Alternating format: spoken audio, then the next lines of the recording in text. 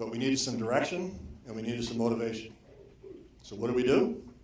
Called on Bill Whittle. Today, with new Republican leadership in place in Washington, yet with nagging concerns about its willingness to fight, we once again have decided we have a need for inspiration and a willingness to get back and work. So what have we done? Called on Bill Whittle. So ladies and gentlemen, please give Ramona welcome to the rock star of the conservative underground, Mr. Bill Whittle.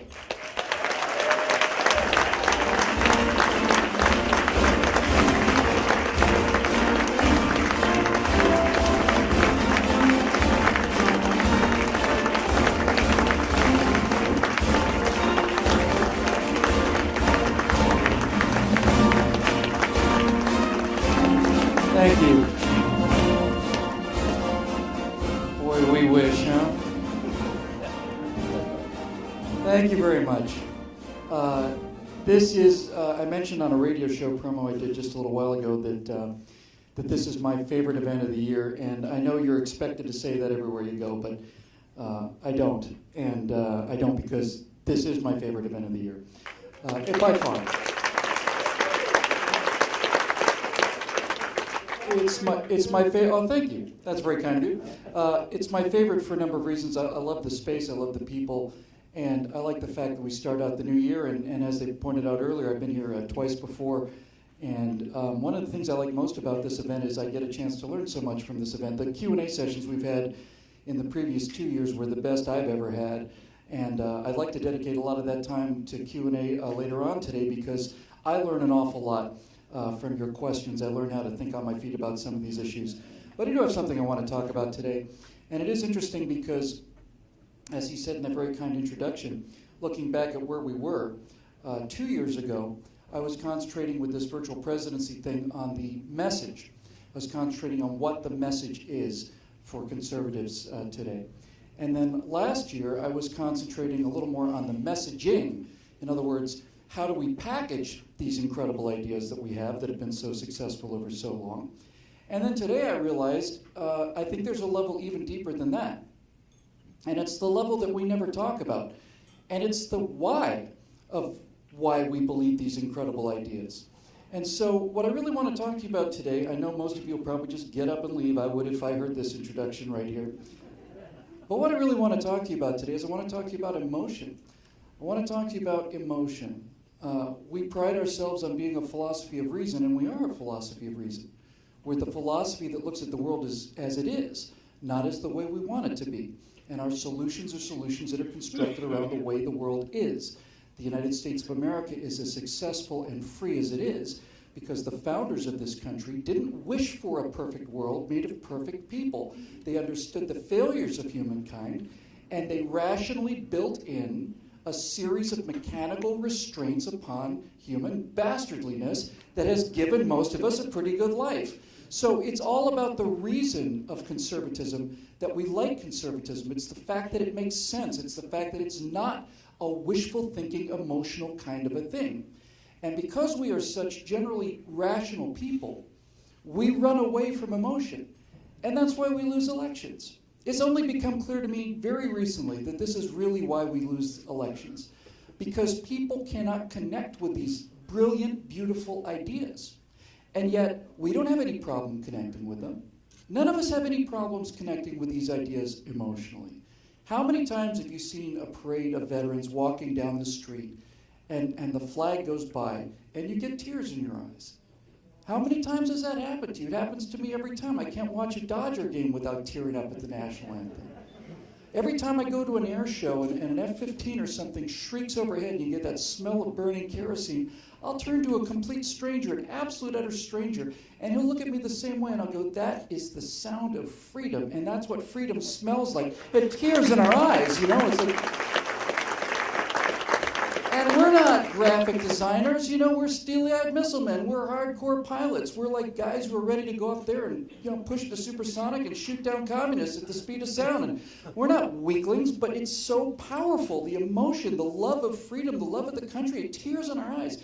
We all feel this way. I don't have to tell you about this. Everybody here has had those moments where they think about this, they look at this document behind us here and they get emotional about it.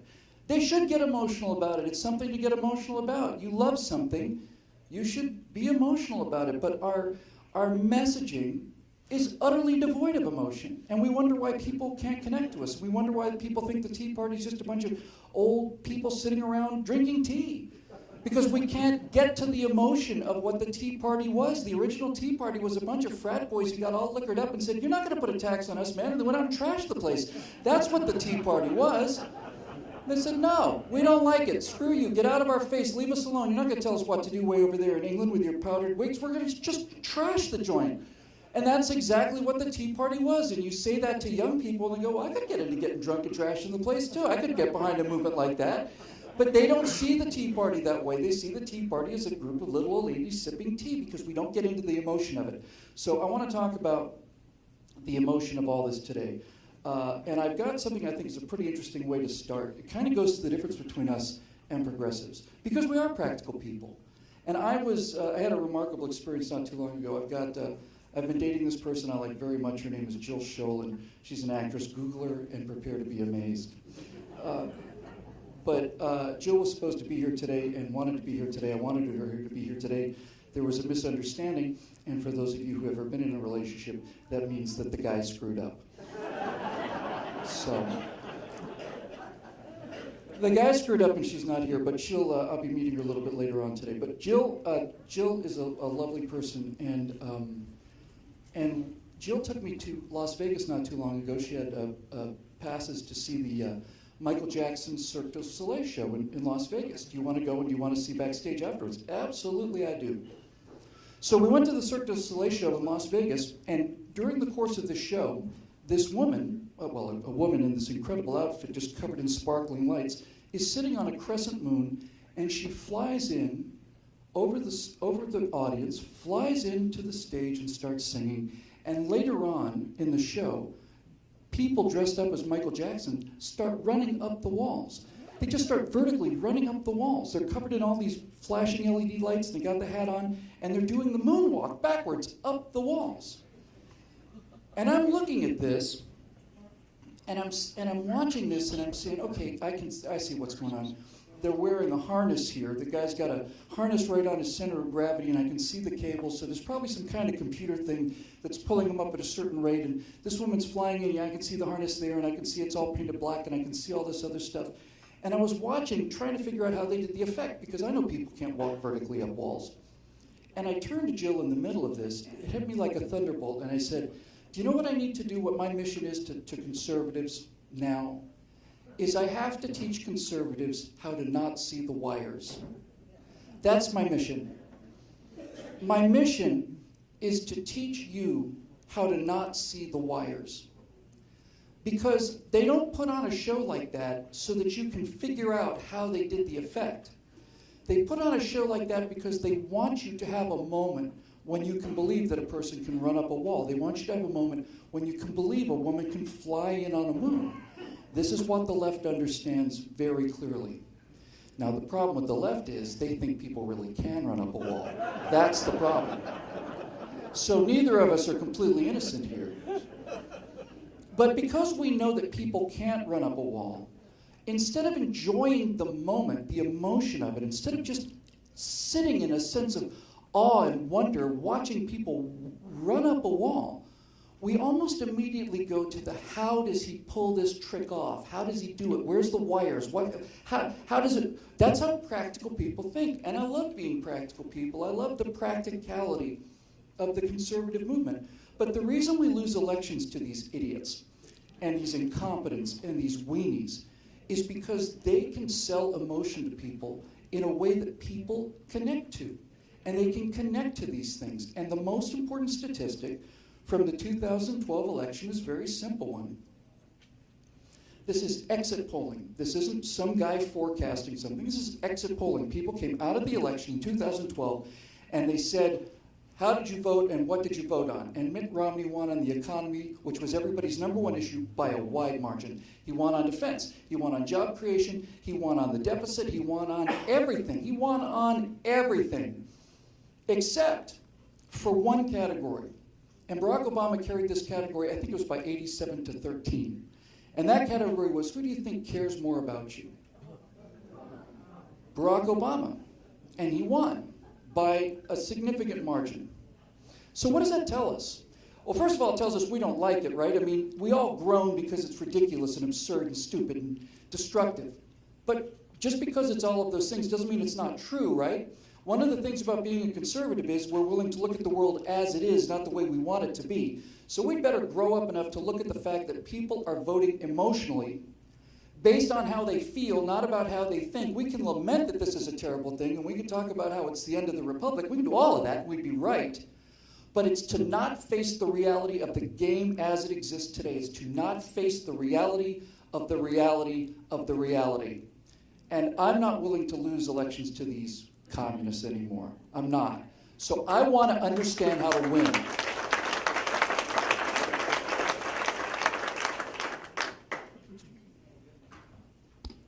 Here's something I've realized when I started thinking about this idea of emotion. I think one of the reasons that conservatives are so opposed to using emotion in their messaging is because we understand that that's all the left does. They don't have logic, they don't have reasons, they don't have facts, they don't have evidence. They appeal strictly to emotion. And because they lie through appealing to emotion, we think, well, obviously this is wrong and evil, and therefore we can't use any emotion at all. And so we end up with PowerPoint presentations. We talk about facts and statistics and figures, and nobody cares. And nobody even hears it. And we lose elections. But the thing about it is, you see, it's this rebellion. It's sort of a reaction against the way the left manipulates people through emotion that tells us, well, we can't use any emotion at all. And that's a false conclusion. As I said before, if you don't tear up when you see the flag going by in a parade, or you don't see an injured veteran, or if you don't get that feeling when you watch fighter jets or whatever, then you probably don't belong here. Of course you feel those things. That's why you're so pro-American. It hits you in your heart. If we're not willing to sell that feeling to people, we can't really wonder why they don't want to get behind this idea of ours, right? So we got to talk about these things. We got to understand that using emotion is not bad. It's only bad when you lie through using emotion. If you use emotion to tell the truth, it's not only good, it's powerful. And the structure of emotion is the story. Stories are how people learn about things.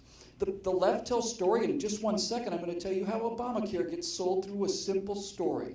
But the power of story is not just the power of movies, although it is very strongly in the power of movies. What's the greatest book ever written? Of course. Has anybody ever read the Quran, by the way? I have. Okay. The Quran is unreadable. It's unreadable. It's unreadable. It is indistinguishable. Each one of these surahs is indistinguishable from the next one. It is a series of instructions on how to wash your hands, how to keep your slaves, how to beat your women, how to do these things. This is what the Quran is. It is unreadable. But the Bible's not unreadable. The Bible, on the other hand, is extremely readable. The reason it's the most popular book in the history of the world is because it's very accessible emotionally. Why is the Bible so accessible emotionally? Specifically the New Testament, specifically that. Why was Jesus so effective? Parables, stories, right? Jesus didn't come out and say, you need to be a good person, even if people don't expect you to be. He told the story of the Good Samaritan. He didn't say you need to forgive the people who are most ungrateful to you. Write that down. He told the story of the prodigal son.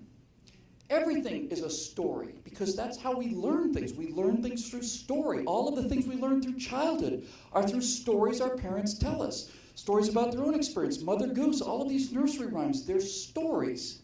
And we don't use stories. Mitt Romney couldn't even tell his own story. And it was a super story. It was an incredible story. He was unwilling to tell it because it seemed like somehow kind of wrong. I don't want to get all emotional about the fact that my dad hung drywall, was a poor man, became a rich man, gave me an inheritance. I gave the inheritance away because I wanted to start from scratch and have this be my own work. How hard is it to tell? I mean, you hear a guy tell a story like that, you know, what a great guy this is. He's not a vampire who ships women off to China in binders and gives people cancer. It's a heck of a story. It's a great story. But he was unwilling to tell it. Now, Rubio tells his story a little bit. Ted Cruz tells his story a little bit. Story, story, story, story, story. So let me tell you how we got ourselves into this Obamacare mess. We know from those recent videos with Jonathan What's-his-name that I've genuinely forgotten his name, probably just blocked it out from the trauma of it. Anybody remember his name? Gruber. Thank you. Oh, So we know from those videos that not only did Obama know about, but he led the discussion on the fact that this legislation has to be impenetrable. It needs to be designed in such a way that no one can understand it. If they understand it, they'll realize it's a tax. If they realize it's a tax, it's never going to pass. So we know that the actual legislation was, it's as high as the flagpole. You know, if you stack it up on regular printer paper, it's as high as the flagpole. It's 14,000 pages. Nobody has read it. Nobody can read it. It was designed not to be read. So how did we get it? How did we get this foisted on us? The numbers prior to the passage of Obamacare, they're a little different, but generally speaking, most people agree that 97% of Americans had private health care coverage, which meant it's the best health care in the world, by far. No waiting in lines, none of this National Health Service, none of the, ending up having them, Canadians having to come over to get the health care they need because they can't wait 10 months for an obstetrician visit. That's the old saw about socialized medicine.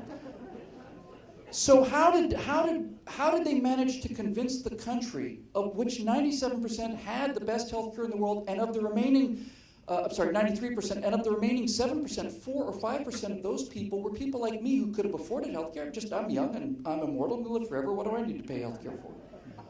How did 3 or 4% of the population get to overturn the best health care in the world for everybody else? They did it through story. We would talk about how destructive this is, and we'd have a series of statistics, and we'd have a series of PowerPoint presentations and graphs and slides and all these other things. And Barack Obama would stand on the floor of the House of Representatives, surrounded by the glory of the United States and all of its history. 2 men in the background, the podium, the rotunda, under the Capitol Dome, surrounded by the history of this country where every president has stood virtually since Washington. And he stood there, and he said, "Ladies and gentlemen, I'd like you to meet Miss Gladys Smith. Gladys, could you stand up for just a moment?" And up in the gallery, a little old white-haired lady would smile, kind of shyly stand up and wave, and then she'd sit down. And he would say something to the effect of, Gladys had a pre-existing condition. She had a serious form of cancer. And Gladys burned through her life savings and those of her late husband, a war veteran, who's no longer with us, sadly, trying to find health care that would take her case, that would cover her. And she thought that she was not going to get that health care, and she was quite sure she was going to be dying from this condition. But as a result of the legislation that we passed, Gladys will no longer be denied by these greedy corporate health insurance companies. And I'm very happy to say that now, due to this legislation that we're proposing, Gladys does have full coverage, and as you can see from the smile on her granddaughter's face, she's going to be around for a while. Her granddaughter's very happy about that, and I'm very happy about that too. And everybody bursts into applause. And I, conservative gladiator, voice of a generation, Bill Whittle himself, watched that thing, and I said, well, I don't want that woman to die. You don't want that woman to die. Nobody wants that woman to die. They personalized it. It was a face. It was a person.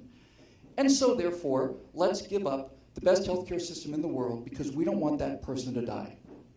That's genius, and it's true, but it's a form of lying. Because all of the people that are going to die as a result of this debacle weren't in the gallery. All of the people who are going to face these healthcare review boards, and they're death panels, that's what they are. They're not in the gallery. The millions of people who lost their health insurance as a result of Obamacare, they're not in the gallery. But that person is. And the person who really figured this out the earliest is the greatest mass murderer in history by a margin. It's just one of the many, many things wrong with our society, and that is that we hear about how awful the Nazis were, and they were not great guys, those National Socialists in Germany. But really, the all-time murderer by a margin is Joseph Stalin. And Joseph Stalin said, "One death is a tragedy, 1,000,000 deaths is a statistic." He ought to know. He ought to know. What's he saying there, though? What's he really saying? He ought to know. He killed millions of people, personally ordered their deaths. He understood that if a crime becomes great enough, it becomes a statistic. 1,000,000 people were executed by the communists this year, or 800,000 in the Lubyanka building alone in 1937. Okay, that's a big number, that's awful. But if you got to watch one person, doesn't matter who it was, little old lady, if you got to watch that person being taken down into the basement, had her clothes stripped off, marched into the front, put up against the wall of Lubyanka. A drunken Czechist reaches up with his pistol, fires into the back of her head, down she goes. They put her on a meat cart, drag her out to the other end, tie a rope around her legs, haul her up with a series of pulleys, and throw her on a meat wagon. Now it's a crime. And now people are motivated. But if I told you that happened a million times, it's like, well, that's awful. See, this is the power. It's the power of emotion. It's the power of story. It's the power of individualizing things. It's the power that these people have and they use. And if we don't use this power, we're going to lose. And we should be using this power because we're selling wonderful things to people. We're selling freedom to people. It's a heck of a thing to me. It makes me cry every time I think about it. We're selling people freedom. And we don't understand the power of simple, emotional, declarative statements. Let's take a look at this recent terror attack in France. I don't even know what to say about this, where they shot up the office of that magazine. Let me just say this. When every leader of the world is standing arm in arm against Islamic terrorism except one, that's not an accident. I had heard anecdotally, I couldn't bear to look it up because I frankly just couldn't bear the embarrassment. But I've heard anecdotally that what we did to make up for that omission on the part of President Obama, and he wasn't there because we know why he wasn't there. He wasn't there standing against Muslim terrorism because he's on their side. Pretty simple. Vladimir Putin was there. So what did we do to make up for this slight once he started to catch some real heat from it, including from guys like Jon Stewart? My understanding is he sent Secretary of State John Kerry over with James Taylor, who went to the president of France and had him sing, "You've got a friend, you've got a friend." And apparently Kerry thought this was really amazing. If it had been me, if I'd been the president of the United States after they shot up that office, within 5 or 6 hours, once I knew exactly what was going on, I would have gotten on national television and I would have said something like this. We've often had many disagreements with the French people. We've often said things about each other that we probably are ashamed of once we got to know each other. But we wouldn't be here without the French. Our country simply would not have existed without the aid of the French during the Revolutionary War. You can make a pretty good case that France wouldn't be here without American invention in World War I and World War II. We owe each other our survival. And strangely enough, of all the countries in the world, France and America have never been at war with each other. So despite the fact that we may disagree about things, despite the fact that we may have a lot of cultural disagreements, France is our friend and our patron and our ally, and I want to let the people of France know as the President of the United States that you not only have our friendship, but you have our sword. Our sword is in your hands. You tell us how you want us to wield this sword for you. Consider it done.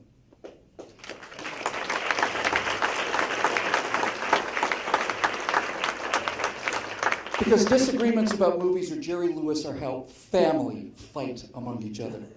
But families stick together in crises. The French people need to know that the American people have a sword, and that sword is in the hands of the French. Tell us what you want us to do. Wow. Okay? Wow. Now, all of a sudden, all of these disagreements disappear. We understand that these are our friends. These are our allies. I made a similar speech when I was up in Canada. I had one of the most fun times of my life. I'm just trying, again, to show you the power of emotion, the power of hitting people where they live, how simple it is and how powerful it is. You know, we have a lot of disagreements with Canada, and they define themselves as being, you know, the opposite of America. I just have to just elaborate a little bit because it was so much fun. I was there I was in Ottawa, and it was for a seminar panel on American conservatism. And it was already 4 o'clock in the afternoon, and it was me and 2 other guys. And the first guy was a U.S. ambassador, and he just went up and I hope he doesn't watch this, but he probably is. He spoke for about 40 minutes, and it was just outgassing. It was like volcanic vents, just. I'm listening to him, and I said, I have no idea what he's saying. I have no idea what he's getting at. I don't understand a point he's making. And you could see people starting to get a little tired. And then the next guy was a GOP consultant for Hispanic votes, and he went on and on about the Hispanic vote in America And by now, people are like literally nodding off. It's 4:30 in the afternoon. And I'm sitting there, and as I'm watching these guys put the audience to sleep, my smile's just getting bigger and bigger and bigger because I'm going to go up there and put the defibrillators on these people. I'm just going to really hit them. So I started this thing by saying, it's great to be here in Ottawa. I know that many of you are wondering what we conservatives speak about in America in the age of Obama. I know you're concerned about what we're doing, so let me tell you what the American conservative movement is all about right now, the one issue. It's the thing we talk about when we wake up in the morning. It's the last thing we discuss before we go to bed at night. And I'm speaking, of course, about the War of 1812. You vicious, warlike Canadian bastards come down into our peaceful country and burn our White House to the ground. We've never forgotten it, and we've never forgiven it. However, if a few of you decide to get a little liquored up tonight and try it again tomorrow morning, I think we could probably call the whole thing square. Matter of fact, given my political connections, I think if you, or a few of you, were to just, plausibly, deniably pull that off, I have a really good feeling I can talk to some of my friends in the Pentagon. We'll get the U.S. Army to go back and recapture Montreal, and everybody will be happy. And they started laughing, and so we had a conversation. But I ended that conversation by saying this. I said, look,